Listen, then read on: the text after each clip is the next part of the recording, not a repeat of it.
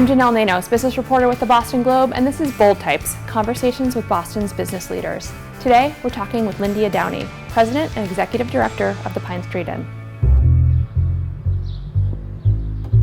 This new building at 123 Hamilton Street, we worked with a private developer named Trinity Green, who we've done one other project with and who approached us a couple of years ago and said, I'm looking at another site. So they finance it privately, and then we get rental assistance either through the city or the state. That rental assistance goes to the developer, and then we provide the support services, do all the lease up, provide the, the tenants with whatever it's going to take to get them in here, but also keep them here.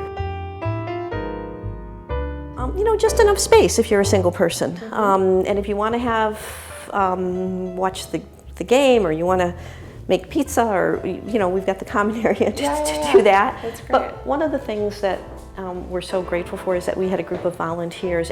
Before we open a house, we ask people that are donors and volunteers if they would help us really do kind of a housewarming for people. The volunteers that collected this stuff brought it to Pine Street, and then we had a different group come in the other day, and they made up all the beds, they put the silverware in the drawers. Our volunteers and our donors bought the shower curtains and the towels, and they bought people toiletries. Small things that really make it feel like home for people. So it's really exciting to be able to do this and to have the kind of support in the city that we can get these kind of units built. And these are people that have been living, in your shelters for years now, and this is the first place that they're going to be able to call their own. This is really remarkable. Wow. Yeah, it changes people's lives in a way that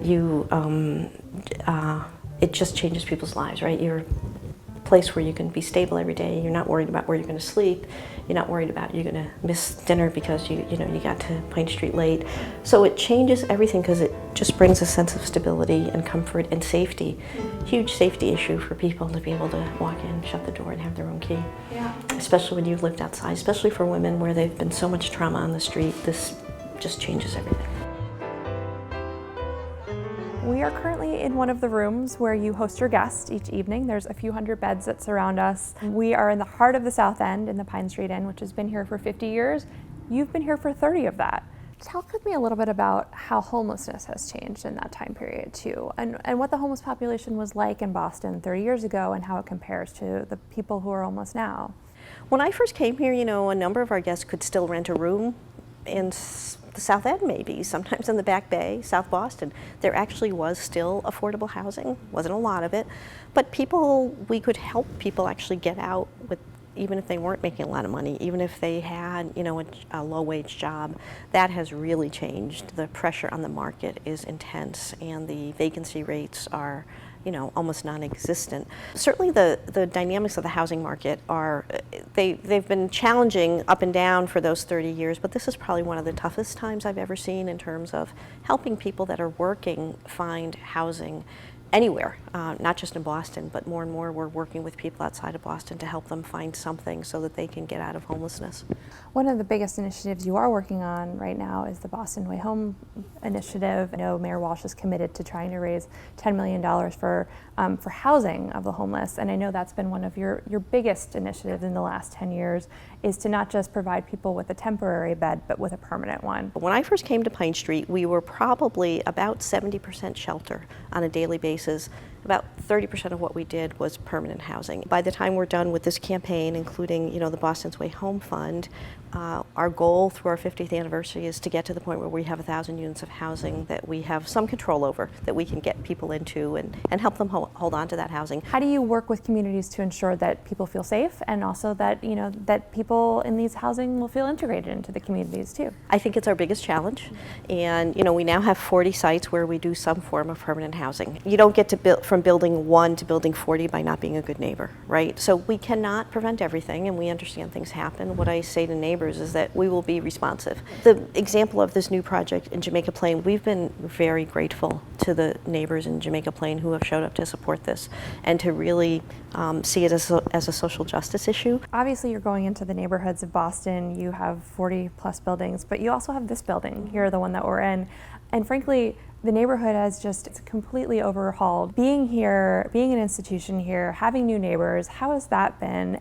Well, I think it's clearly been a huge challenge. I mean, part of the reason Pine Street moved to this portion of the city many, many years ago is that no one else was here. So we had a dramatic increase in residential property, across the street, right next door.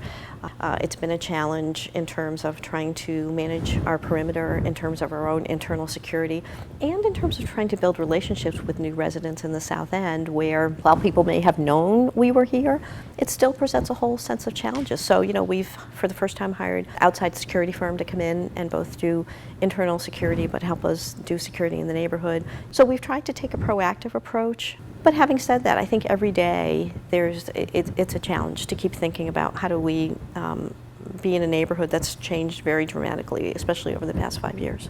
One of the things, obviously, we've been talking so much about housing here, it is kind of the mission of the institution, but there are more programs that you guys are offering, and I know that there's workforce training. Tell us a little bit more about that too. So we have really 3 small training programs here at Pine Street. One is a catering company called I Cater, and the employees in the business are guests who stay here at one of our shelters or tenants in our housing. The catering company is a kind of a niche catering company. We cater food for other smaller nonprofits who don't have big kitchens. So we deliver meals family style. Our trainees do the ordering, they plan the menus, they do the cooking, they do the delivery. It runs the whole gamut. It's a over $2 million a year business, which we're thrilled with. And then we have a housekeeping training program where people work with our full-time staff here in the building, our maintenance and facility staff. Most of those people leave to jobs in hotels or large institutional places like hospitals and colleges and universities. And then we have a very small laundry business we just started this year doing laundry for other nonprofits because we realized there was a business there, and we think we can help some other nonprofits with price. Because let's face it, we all have to do food and laundry. If you run any kind of program, you've got to do food and laundry. We call this series Bowl Types. Mm-hmm. So I wanted to ask, can you talk about a moment in your career that you felt like you've had to be bold, make a decision that has really made an impact long term? So a number of years ago, we were facing some really serious financial issues, and we were going to have to make some serious changes. If we're going to be about housing, everything we do has to be about leading people to housing and leading people to solutions. And so we made a decision to stop running our own health care. We stopped doing clothing. We took a really hard look at every single program we had, and if we weren't getting the outcomes in terms of housing outcomes, we said, we're not doing this anymore.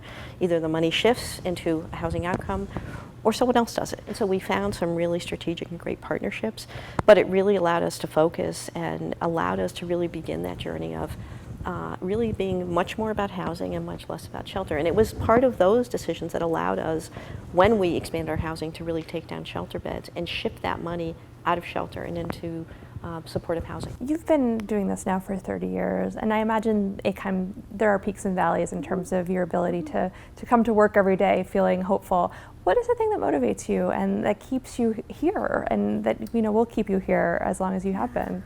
I'm so motivated by the guests. Life is so hard, and one bad luck thing happened, and then another thing happened, and by the time the third thing happened, people just couldn't sew it back together, right? You just are inspired by how hard people work to get out of here, and just how difficult life is, and the fact that people get up every day and say, I'm going to try again today. I'm going to give it my best shot.